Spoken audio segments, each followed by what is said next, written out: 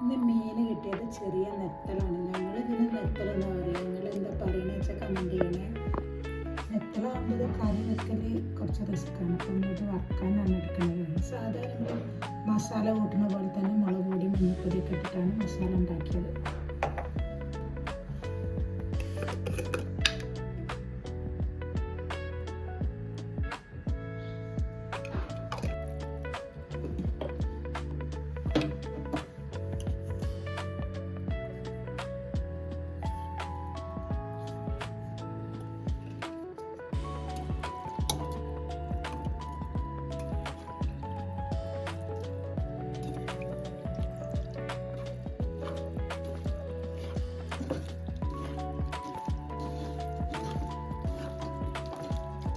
അതിന് നല്ല ഫ്രഷ് കറിവേപ്പിലയും കുറച്ച് വെച്ചിട്ട് അത് ഫ്രിഡ്ജിലേക്കൊന്ന് വെച്ചാൽ വറക്കണ നേരത്തെ നല്ലൊരു സ്മെല്ലും ഇതൊക്കെ ഉണ്ടാവും.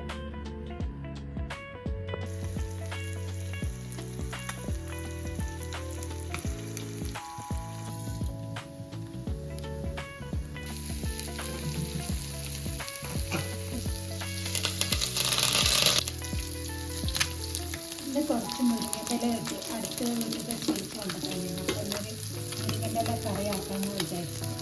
അപ്പോൾ അതിന് വേണ്ടിയിട്ട് വെളിച്ചെണ്ണയിൽ കടുകും ചെറിയലും കറിവേപ്പില ഇട്ടതാണ്. അതിലേക്ക് കുറച്ച് മഞ്ഞൾപ്പൊടി ഇട്ട് കൊടുക്കാം, കുറച്ച് മുളക് പൊടി ഇട്ട് കൊടുത്തിട്ടുണ്ട്.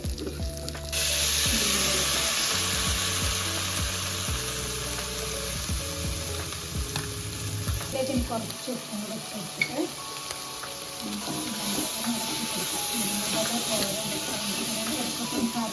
നല്ലതായിരിക്കും. ഇപ്പം മുരിങ്ങൻ്റെ നന്നായിട്ട് വഴറ്റി വന്നിട്ടുണ്ട്. അത് എന്നിട്ട് പൊടിച്ച് ഇനി ഇതിലേക്ക് പരിപ്പ് മഞ്ഞൾപ്പൊടി ഉണ്ടാക്കി വെച്ചിട്ടാണ്.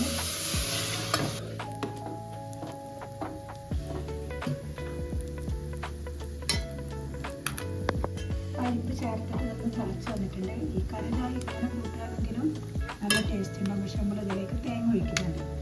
തേങ്ങ വെളുത്തുള്ളി പച്ചമുളകും കൂടെ കൂട്ടി അരച്ചതാണ്.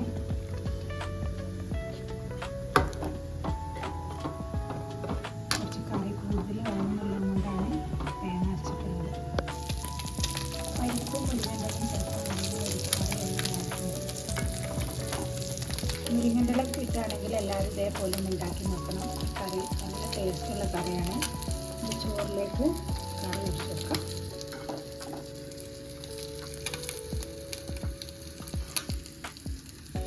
നല്ല നാടൻ പയറുപ്പേരി,